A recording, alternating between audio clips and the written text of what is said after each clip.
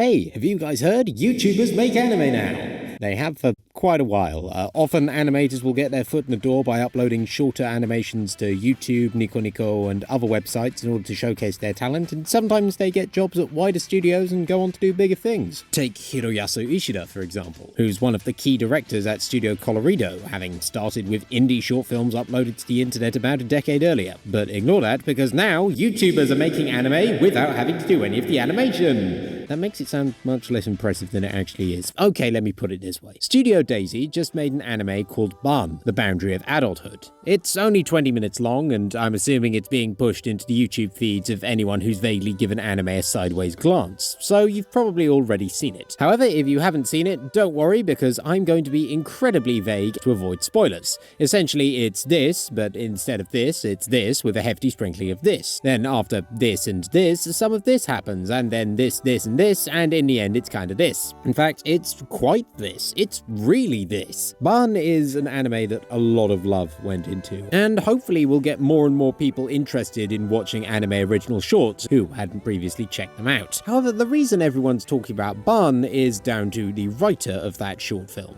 Gant Manitapo, who you might better know as Giguk. Giguk is a YouTuber who talks about anime. Despite also talking about anime on YouTube, there's not that many quote-unquote anitubers I'm interested in. But Giguk breaks that rule for me. While I will say that I haven't liked Trash Taste for quite a few years, and he's occasionally had some bad takes, Giguk is still someone I think should be treasured on Anitube. He's a guy who's been watching anime for a while, has a diverse taste in it, and most importantly, unironically likes watching it just as much as he likes talking about it. Yet, as a YouTuber, he also wants to find a way of making what he has to say about them engaging, as well as funny in a lot of occasions, which I very much appreciate. He's not someone who wants to convince you that he's right, he's just someone who wants to express what he thinks personally. And it's that genuine streak coupled with the fact he isn't above cracking a few jokes in his videos that make him so beloved amongst anime fans even today. Giguk's videos were what inspired me to start making my own videos about anime on YouTube, if the first 5 years this channel didn't already make that painfully obvious. When he announced Baan, I was initially kind of skeptical. I like his writing when it comes to his videos, but I was initially unsure if he'd be able to write a screenplay. Thankfully, Baan has proved this was more than achievable for him, but it might have proved something else as well. If this short does well both critically and commercially, there is a potential that it could have a ripple effect throughout the entire anime industry and the world. Anime originals are hard to get off the ground without big names, but potentially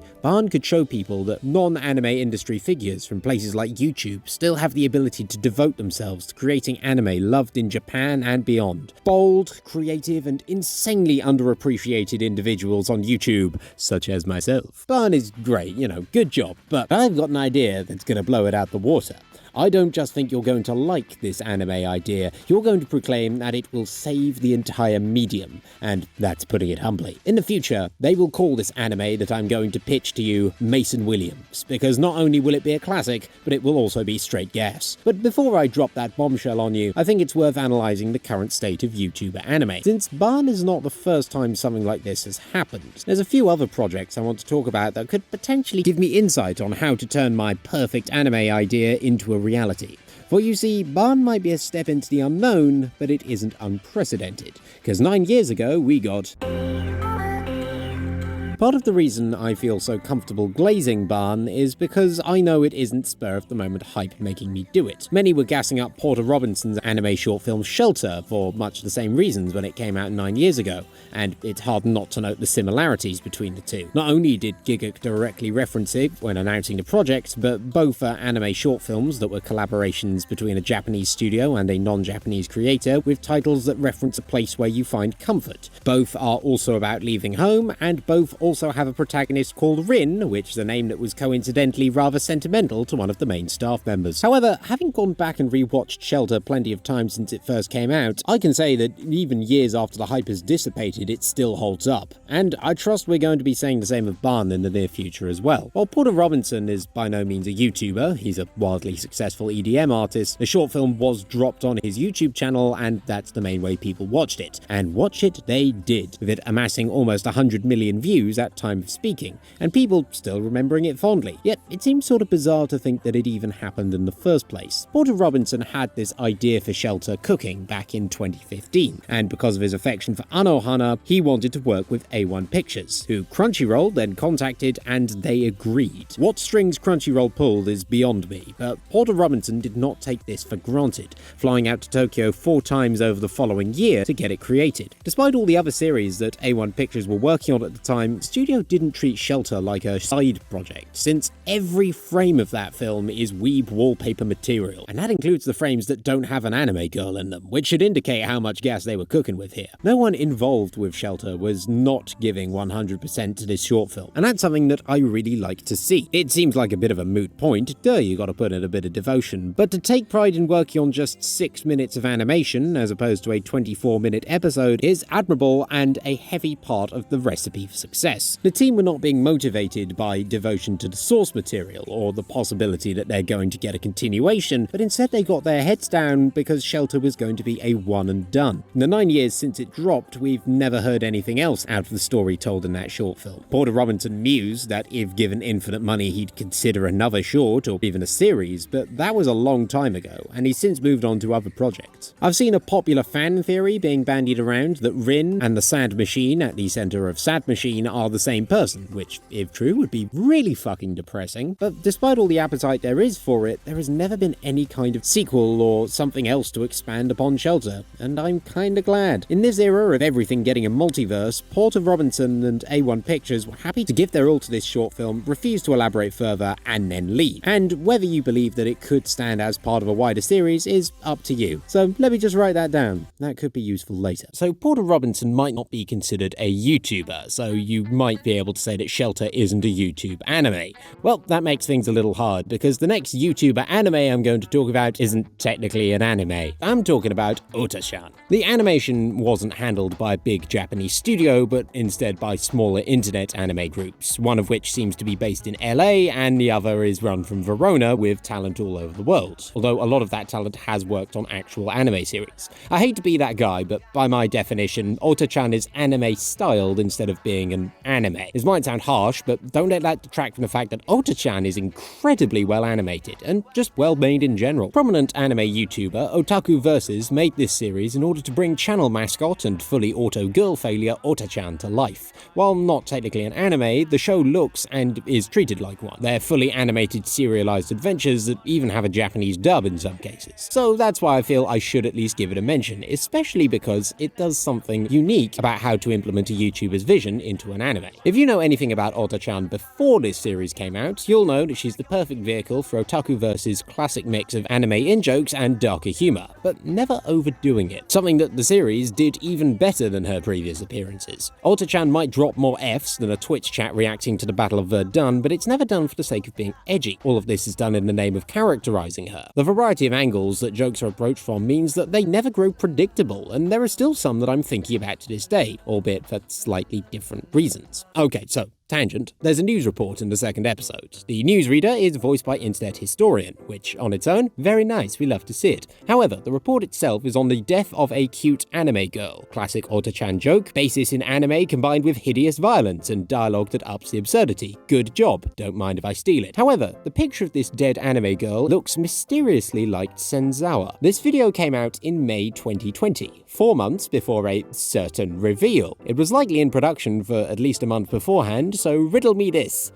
Did he know? If a joke has me up at 1 in the morning writing that part of the script, then it's got to be doing something right. Yet, if the way Otaku Versus makes jokes is a big selling point for this show, why do you bother watching the Ota-chan anime instead of, say, a regular video that Otaku Versus wrote that happens to star Ota-chan on the very same channel? Well, firstly, it was only 2 paragraphs ago I was saying how nice it looked, keep up, but also the visual aspect shows Otaku Versus that guy's clear affinity for anime and allows him to make one in a style that references anime that specifically made an impression on him. In this case, it's a perfect midpoint between early 2000s late-night Toonami cult classic and mid-2010s moe comedy, and it's this Black Lagoon meets working style that makes Ota-chan unique. It shows that Otaku Versus clearly knows his anime, and used that to cook up something original using the perspective of a fan. Such a project was clearly very ambitious of him, and ambition is good.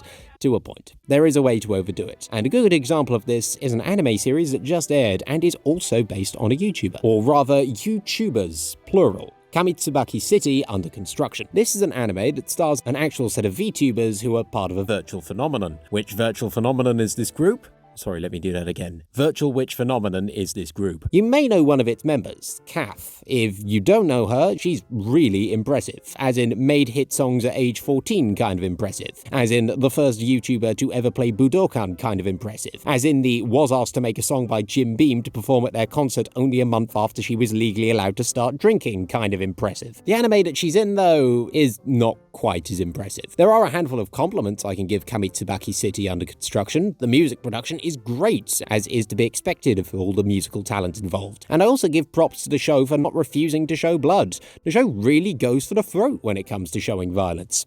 Okay, tell a lie, it actually goes to torso. However, these are unfortunately rather minor points in comparison to the pretty major things that it should have done better. Kamitsubaki City Under Construction is confusing, and that's not because of the sci-fi stuff. If you've read your fair share of screenwriting handbooks, you might think that introducing a load of fantastical concepts to the audience is just going to come off as meaningless jargon, but I kind of like being immersed headfirst into a bucket of sci-fi buzzwords. Why do you think I love cyberpunk? Sure, you can tell me that it's a load of mumbo-jumbo that feels needlessly complicated from a newcomer's perspective, but on this channel we think that kind of deet is nova and worth every last eddy, so if you don't clep that it's preem, then your chrome is too gonk, and you better delta back to whichever scream shoot told you that tune. Also, your mum's a doll. But Kamitsubaki City Under Construction lacks the focus with which to rationalize this element. We rarely see our main characters doing things that aren't fighting demons, so we don't really get the time to explore the world, but we just have to accept that things keep happening. As a result, the series is hit with many damning questions from its audience, like who are these characters, why should we care, and where did this flamingo get an HGV license? Upon doing a bit of research, it seems that Kamitsubaki has had several adaptations previously, including an ARG,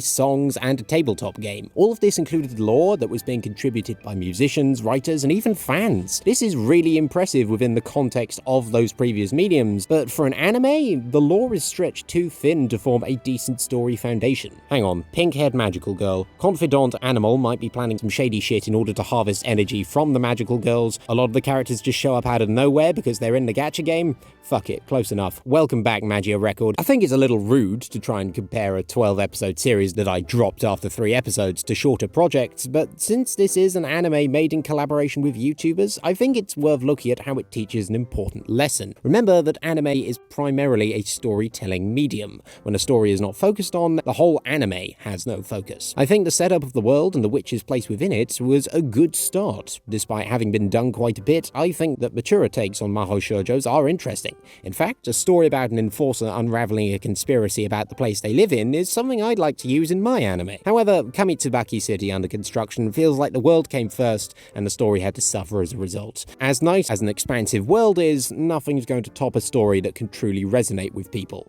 Which leads us nicely back to Baan is essentially everything I've just been talking about. It's a short film that everyone involved put 100% into bringing to life, no matter how painstaking. They could have easily made that dragon much less colourful to render it easier to animate, but it seems that Studio Daisy aren't ones to back out of a challenge. It's one that the creator's personal affinity for anime played a role in shaping. Of course, an anime by Giguk was going to be an isekai, but not as a vehicle for shallow observations of the cliches, but instead expanding upon some of the sub-tropes that he personally finds interesting after having watched probably dozens, if not hundreds, of isekai series. Finally, it's one that doesn't forget it's about the story. The story is simple but effectively told, and the wider world fits nicely around it. Euphania has a massive scope, but it's never over-explained, as is the story of the characters within it. It does help that a lot of Euphania's world-building can be inferred without words as well, especially with the unique visual identity it's given thanks to Giguk, including references to Thai culture. That's why for my anime, I'd like to include references to my heritage, and the rich traditions of my father's homeland, of Somerset. Baan did all of the things that I outlined when talking about the previous 3 YouTuber anime, and amazingly so. But now, here comes the kicker. Baan is not a YouTuber anime. For all the promotion that his YouTube presence has given the film, Giguk being Giguk has nothing to do with anything. There were no essential plot points that hinge on you having seen his YouTube videos, and at no point in the scene where two characters sit down and have some tea feature any use of the word motherfucking. Or maybe it will. I haven't seen the dub yet. This is just an anime short film by a guy who happens to do YouTube. The only difference that the writer being Giguk makes as compared to all the other anime I talk about is that there's a slightly larger chance, albeit still a very small one, that he could be watching this very video. It's unlikely, but still gives me pause for thought. Giguk, if you're watching this, then smash that like button, hit subscribe. Sorry, I had to shoot my shot somewhere. No, but really, if you are watching this, and once again, very unlikely you are, then thank you. Thank you for writing a touching short film that you and Studio Daisy worked so hard to make for no other reason than because this was a story you wanted to tell and you wanted people to enjoy. Do you ever fear that the lesson some are going to take away from Baan is that with enough money, YouTubers can get an anime made? If that does happen, the reins are likely to be given to YouTubers who have that kind of money, and it will result in an endless stream of shallow products made for novelty. However, with many folks being paranoid of tourists diluting and potentially even policing anime, the message I want Baan to send out is that it is dedication and respect to the art form that fuels anime. There's a fine line between vanity project and passion project, and Baan falls into the latter. Original anime are harder to come by, naturally. Making something from the ground up is a risk, especially in the world of anime. So that's why when an original anime story has been refined and enough time goes into the production to truly perfect it, it's out of this world. Given all the work you saw and contributed to with Baan, I'm sure you can attest to that. But now back to the point of this video. Allow me to present the future of YouTube anime, with my plan for a feature-length anime motion picture. Yes, feature-length. This is not going to be a short film. This is going to be a whole movie. Budget does not matter, because even if this makes a loss, it will be worth every penny. What I'm about to unveil is a standalone story that could work as part of a wider series. It involves juxtaposition-based dark humor. The story is about an enforcer unraveling the conspiracy surrounding the place that they live in, and it is also full of references to West Country culture. I present to you my revolutionary pitch. Hot fuzz, but it's anime. I don't need to explain to you why this is a good idea.